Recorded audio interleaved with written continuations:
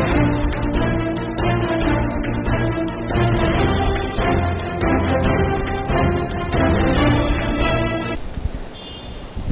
आवाज के प्लेटफॉर्म पे आज मुलाकात कर रहे हैं सीसीआई और केन्स के अध्यक्ष डॉक्टर अनंत शर्मा से। अनंत जी, आपका स्वागत है आपकी आवाज पे। जी, जो नया लॉ आया है कंज्यूमर का, उसमें कंज्यूमर को क्या क्या फायदा है और किन किन चीजों से आप प्रोटेक्ट कर सकते हैं और क्या बेटरमेंट हुआ है उसमें? हम सब उपभोक्ता हैं। जैसे ही हम किसी वस्तु या सेवा का उपयोग करते हैं, हम उसके उपभोक्ता हो जाते हैं। एक लंबी लड़ाई के बाद इस देश में 1986 में उपभोक्ता संरक्षण कानून बना था और उसके जरिए उपभोक्ताओं को 6 अधिकार मिले थे: सूचना, सुरक्षा, चयन, सुनवाई, क्षतिपूर्ति और उपभोक्ता शिक्षा का अधिकार। लेकिन 30 साल में बदलती बाजार व्यवस्था के दौरान जो नई तरह की तकनीकें आई, बाजार में नई तरह की समस्याएं आई और उपभोक्ता के शोषण के जो नए तरीके विकसित हुए, उसमें यह महसूस किया गया कि 1986 का उपभोक्ता संरक्षण कानून उपभोक्ताओं को पूरी तरह संरक्षित करने में सफल नहीं रहा है। ऐसे में देश के उपभोक्ता संगठन लंबे समय से नया कानून बनाने की मांग कर रहे थे। 2019 में भारत की संसद ने नया उपभोक्ता संरक्षण कानून पास किया, जिसने 1986 का स्थान लिया। लेकिन कानून पास होने और राष्ट्रपति जी के हस्ताक्षर के बावजूद इसे लागू नहीं किया जा पा रहा था। नियम आदि बनने में कमी थी और इसी के चलते हमारी मांग थी कि इसे शीघ्र लागू किया जाए। मुझे ये बताते खुशी है कि 15 जुलाई को भारत सरकार ने नोटिफिकेशन जारी किया और 20 जुलाई से इस कानून, जो नया कानून हमारी मांग पर बना था, उसके बहुत से महत्वपूर्ण प्रावधान लागू हो गए हैं। नया कानून आमूलचूल परिवर्तन करता है, पुराने कानून से बहुत ज़्यादा बदलाव है और मैं संक्षेप में बताना चाहूँगा कि अब ये कानून कड़ा हो गया है और इससे उपभोक्ताओं का बेहतर संरक्षण हो सकेगा। जिन चीज़ों में बदलाव किया गया है उसमें सबसे महत्वपूर्ण बात यह है कि कंज्यूमर प्रोटेक्शन अथॉरिटी की कल्पना नए कानून में की गई है ताकि उपभोक्ता को न्यायालय में जाए बिना भी राहत मिल सके। इसके साथ ही जो जिला उपभोक्ता मंच, राज्य आयोग और राष्ट्रीय आयोग, जिसके जरिए उपभोक्ताओं की क्षतिपूर्ति की व्यवस्था की गई थी, उस ढांचे को भी सुधारा गया है। अब तक जिला मंच में 20 लाख रुपए तक के परिवार दायर हो सकते थे। अब जिला मंच का नाम बदल के जिला आयोग कर दिया गया है और इसमें 1 करोड़ रुपए तक के मामले जिले में ही सुने जा सकेंगे। इसके साथ ही एक और जो जुरिडिक्शन को लेकर समस्या आ रही थी, अगर आपने किसी दूसरे शहर से सामान खरीदा है तो आपको शिकायत की स्थिति में दूसरे शहर में जाकर जिला मंच के सामने परिवार दायर करना पड़ता था। अब ये व्यवस्था की गई है कि जिस शहर में उपभोक्ता रहता है उस शहर में भी वो जिला उपभोक्ता मंच में शिकायत दर्ज करा सकता है। इसी तरह जो ऑनलाइन शॉपिंग हम देखते हैं, आज बहुत बड़ा ऑनलाइन शॉपिंग का बाजार बन गया है।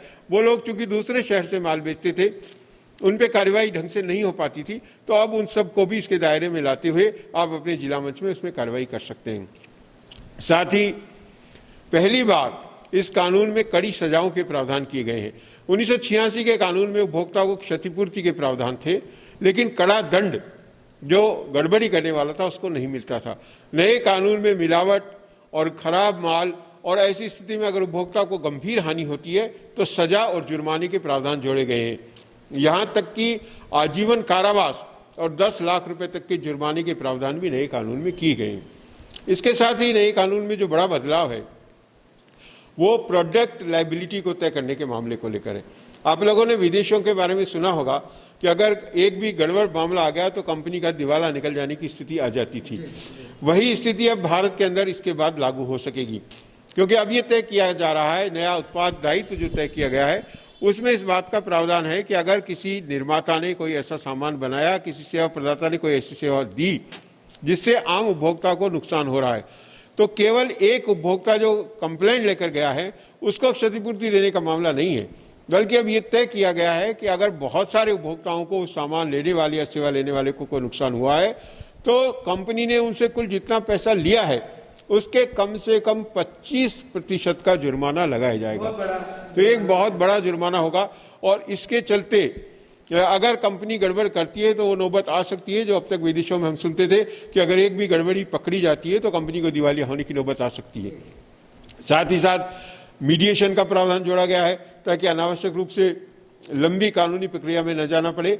उपभोक्ता की शिकायत पर बहुत से मामलों में अब जिला मंच, राज्य आयोग और जिला मंच जिसको हम जिला आयोग बोलेंगे, राज्य आयोग और राष्ट्रीय आयोग में हर जगह एक मीडिएशन प्रकोष्ठ बनाया जाएगा और मामले शुरुआती तौर पर मीडिएशन के लिए भेज दी जाएंगे और दोनों अगर मिलकर जिसके खिलाफ शिकायत है और जो शिकायत करता है अपने लेवल पर उस मामले को सेटल कर लेते हैं तो जल्दी उसमें न्याय हो सकेगा। इसके साथ ही और जो बहुत सारी चीज़ें इसके अंदर जोड़ी गई है और उसके जरिए ये कोशिश की जा रही है कि उपभोक्ता कानून का भय कायम हो सके। अभी हम ये देख रहे थे कि लंबा टाइम लगता है, लोगों में भय नहीं, उनको लगता है शिकायत आएगी, हम लड़ते रहेंगे, 10-5 साल में कोई मुआवजा बनेगा तो दे देंगे। लेकिन अब ये जो कानून कड़ा होने से अब ये भय हो गया है कि उपभोक्ता का शोषण करने से पहले व्यापारी को 3 बार सोचना पड़ेगा। जो आप लोग इस तरह के जो अलग अलग मंच पे आप लोग अलग अलग संस्थाएं चला रहे हैं, उनको भी कुछ प्रोटेक्शन, उनके भी कुछ अधिकार दिए गए हैं इसमें? नहीं, अलग से जो उपभोक्ता संगठन है उसके लिए कोई विशेष प्रावधान इस कानून में नहीं है, लेकिन जो 1986 का कानून था उसी में ये प्रावधान था कि उपभोक्ताओं की तरफ से कोई भी उपभोक्ता संगठन परिवाद पेश कर सकता है, जिला आयोग राज्य आयोग में जा सकता है और उसको अभी भी कंटिन्यू रखा गया है। अभी भी इसमें इस बात का प्रावधान रखा गया है कि कोई भी स्वैच्छिक उपभोक्ता संगम जो रजिस्टर्ड है किसी भी उपभोक्ता के लिए, चाहे वो उसका सदस्य है या नहीं है, कंज्यूमर कमीशन के सामने शिकायत और परिवाद पेश कर सकता है।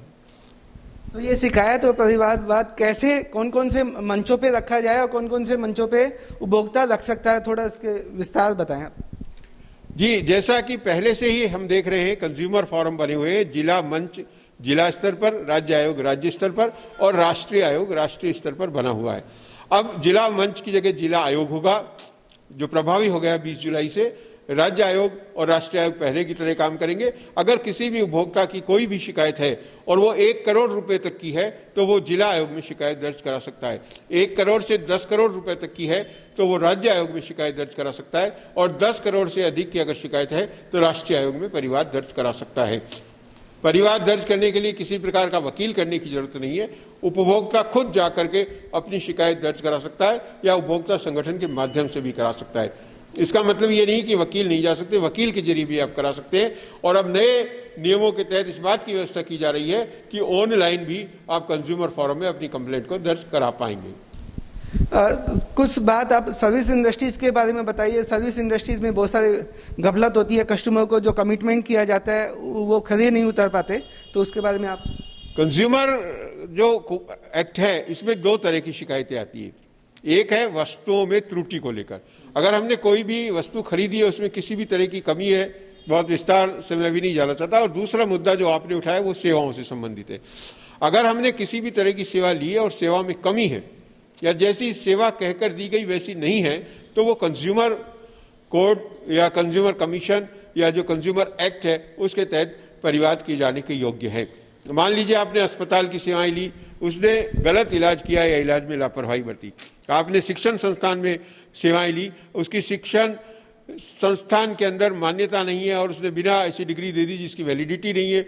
या हम बात करते हैं किसी बैंक की, बीमा की, एयर सर्विस की, छोटी छोटी बात करें, हम पिक्चर हॉल में पिक्चर देखने गए, पता लगा उसकी सीट फटी हुई है, कील लगी हुई है और हम घायल हो गए। तो सेवाओं में किसी भी तरह की कमी है वो सारी इसके दायरे में आती है। और इसी प्रकार वस्तुओं में किसी प्रकार की त्रुटि है, इसके साथ ही अनुचित व्यापारिक व्यवहार अगर किसी तरह का किया गया है वो भी उपभोक्ता कानून के दायरे में आता है। और भ्रामक विज्ञापन, जिसमें अब नए कानून में सेलिब्रिटीज को भी जिम्मेदार ठहराया गया है। जो विज्ञापन करने वाले हीरो हीरोइन है उनको भी अब जिम्मेदार ठहराया गया है अगर वो किसी गलत तरह का विज्ञापन करते हैं, और जो भ्रामक विज्ञापन है तो उन पर भी पेनल्टी हो सकेगी। ये सारे प्रावधान भी नए कानून में जोड़े गए। क्या जो टेक्नोलॉजी के मामले में उपभोक्ताओं के पास बिल जरूरी है या जो ईमेल है या व्हाट्सएप है ये वही एक प्रूफ के रूप में भी रख सकते हैं? आपने जो ध्यान आकर्षित किया उस पर मैं बताना चाहूँगा, एक बहुत ही महत्वपूर्ण चीज़ है। बिल होना कानून के अनुसार जरूरी नहीं था, शिकायत हो सकती थी, लेकिन नए कानून में इस बात का प्रावधान करा गया है कि बिल देना पड़ेगा। और न केवल बिल देना पड़ेगा बल्कि इस बात की भी व्यवस्था की गई है कि बिल में क्या क्या सूचनाएं शामिल करनी होगी। तो उसके लिए रूल्स बन गए हैं और अब हर सेवा देने वाले को या माल बेचने वाले को बिल देना जरूरी है। और बिल के अंदर उसको न केवल वस्तु के बारे में बल्कि customer care number, email number, अगर कंप्लेंट है तो कहाँ करें, वो सारी सूचनाएं भी, और पूरा ब्रेकअप रेट का कि उसमें टैक्स कितना है, अगर डिलीवरी चार्ज है कितना है, वो सब अलग अलग आपको बिल के अंदर दिखाना पड़ेगा। ये नया कानून के अंदर जोड़ा गया है और अगर कोई भी सेवा देने वाला या माल बेचने वाला ऐसा नहीं करता तो उसे अनुचित व्यापारिक व्यवहार की कैटेगरी में डाल दिया गया है और उस पर उसके खिलाफ कार्रवाई हो सकेगी। बाय द वे, कस्टमर के पास बिल नहीं हो और मेल या व्हाट्सएप और डिजिटल रिसिप्ट हो तो वो भी चलाई जा सकती है इस उपभोक्ता कानून में?